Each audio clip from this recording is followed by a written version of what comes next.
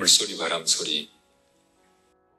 불람에서는 바람소리를 들으면서 살았는데 새로 옮겨온 이곳에서는 늘 시냇물 소리를 들어야 한다. 산 위에는 항시 바람이 지나간다. 그러나 낮은 골짜기에는 바람 대신 시냇물이 흐른다. 그러니까 여기 수류산방이 이름도 수류산방, 물이 흐르는 산속의 집이라는 말이고, 이 수류산방 오른쪽으로는 계곡이 아주 맑은 물이 하나도 오염되지 않은 이렇게 깨끗한 작은 골짜기가 있을까 싶을 정도로 그렇게 맑은 곳이에요. 이 물소리가 언제나 들리는 그런 곳이었습니다. 그 얘기를 하고 계시는 거예요. 물소리, 바람소리가 똑같은 자연의 소리인데도 받아들이는 느낌은 각기 다르다. 숲을 스치고 지나가는 바람소리에 귀를 기울이고 있으면 때로는 사는 일이 허허롭게 느껴져 훌쩍 어디론지 먼 길을 떠나고 싶은 그런 충동을 느낄 때가 있다. 그리고 폭풍을 하도 휘몰아치는 날이면 스산하기 그지없어 내 속은 거칠은 들녘이 된다. 그런데 이번에 옮겨온 집은 시냇가에 자리 잡은 곳이라 쉬지 않고 흐르는 시냇물 소리를 싫으나 좋으나 밤낮으로 듣지 않을 수 없다. 처음 며칠 동안은 더구나 비가 내린 뒤라 그 소리에 여간 마음이 쓰이지 않았는데 이제는 무심해져서 별로 거슬리지 않는다. 세월이 흐르는 소리라고, 인생이 흘러가는 소리라고 생각하니 드디어 시간에 대한 관념이 새로워진다.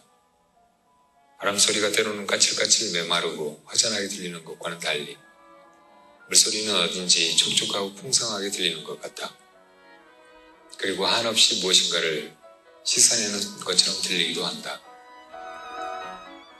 한때 높은 데서 드러나게 살았으니 이제는 낮은 데 내려와 은신해서 살고 싶다. 혼자서 유별나게 살아보았으니 이제는 또 여러 속에 섞여 그 그늘 아래에 묻혀서 살고 싶다. 이 세상을 내 힘으로 바꿔놓을 수 없는 바에야 내 자신의 생활 구조만이라도 개조해보고 싶은 것이다. 새로운 변화를 통해서 잠재된 나를 일깨워보고 싶다. 인생은 어떤 목표나 완성이 아니고 끝없는 실험요, 시도라고 생각되기 때문이다. 불일에서는 꼬박 17년 반을 살았다. 막상 떠나려고 하니 우선 부처님한테 미안하고 서운한 생각이 들었다. 불상한테 미안하고 서운한 생각이 들었다는 말이에요. 이 부처님은 10년 전 다리언 시절부터 모셔온 인연이 있었다. 어느 날 폐사된 절에서 가져와 큰방 탁자 위에 모셔놓은 것을 처음 보자마자 전에 없이 가슴이 설레었다. 첫눈에 이끌리게 된 것이다. 그것은 만남이었다. 우한불로 모시자고 마음먹었다. 그러니까 그 보조국사 스님께서 불감을 가지고 계시면서 항상 부처님을 모시고 살듯이 사는 마음으로 이렇게 지내셨듯이 스님들마다 자기 원부를 이렇게 모시는 수가 많이 있어요. 고불은 아니지만, 그러니까 부처님, 옛날에 조성된 그런 불상은 아니지만 단아한 모습이 마음에 들었다. 다래원에서 불이람으로 옮겨올 때 다른 짐은 짐칸에 실었어도 이 부처님만은 곁자리에 조심스럽게 모시고 왔었다. 혼자서 지내는가면 자칫 게을러지기 쉬운 법인데 이 부처님을 모시고 있는 덕에 아침 저녁으로 게을러질 수가 없었다. 그리고 내 발언에 귀를 기울여준 것도 그 부처님이고 내 못된 성미며 버릇을 너그럽게 받아준 것도 그 부처님이다. 때로는 볼일로 큰 절에 내려와 있다가 밤이 늦어 자고 가라고 곁에서 만류하는 것도 뿌리치고 그때마다 길을 쓰고 올라간 것은 부처님 홀로 빈집에 계시게 하기가 안 되어서였다. 이런 부처님을 한동안 아직 가려고 하니 미안하고 서운한 생각이 안 들 수 없었다. 그 다음으로 마음에 걸리는 이웃으로는 내 손수 심어서 가꾼 나무들이었다. 떠나오는 날 후박나무와 향나무, 은행나무들이 물끄러미 나를 바라보면서 우리를 두고 혼자서만 가려느냐고 마냥 서운해하는 것 같았다. 하고한 날 우리는 맑은 햇살을 함께 쪼였고 별과 달도 함께 바라보았다. 그리고 눈보라와 비바람도 또한 함께 받아들였다. 가지를 따주고 두엄을 묻어준 가품으로 그들은 청청한 잎과 시원한 그늘을 드리워 여름날의 더위를 식혀주곤 했었다. 우리는 한 울타리 안에서 함께 살고 있는 존재로서 살뜰한 정을 주고받았었다.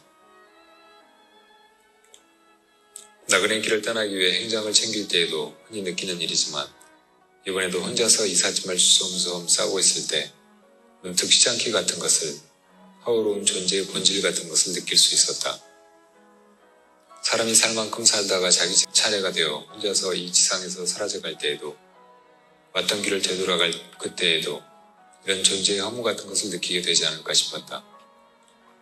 남의 집 새빵 신세를 지면서 여기저기 이사를 다녀야 하는 사람들이 겪는 고달프고 씁쓸한 심정을 얼마쯤은 이해할 것도 같았다. 내 자신의 경우는 스스로 선택해서 옮겨가는 것이지만 자기 집이 없는 사람들은 집주인의 눈치를 보면서 살아야 하고 집을 비워달라는 말 한마디에 기가 죽어 다시 또 이삿짐을 주섬주섬 꾸릴 때 그 막막하고 고달픈 심경을 조금은 이해할 것 같았다. 그러니 내 집 마련을 위해 온갖 희생을 무릅쓰고 그토록 열심히 살려고 하는 것이 아니겠는가. 내가 몸담고 살아갈 주거 공간을 내 식으로 고치느라고 며칠 동안 분주히 보냈다. 후원의 수각에서 파이프를 연결하여 마당 한쪽까지 수도를 끌어들이고 겨울에서 널쩍한 돌을 주워다 빨래터도 하나 만들어 놓았다.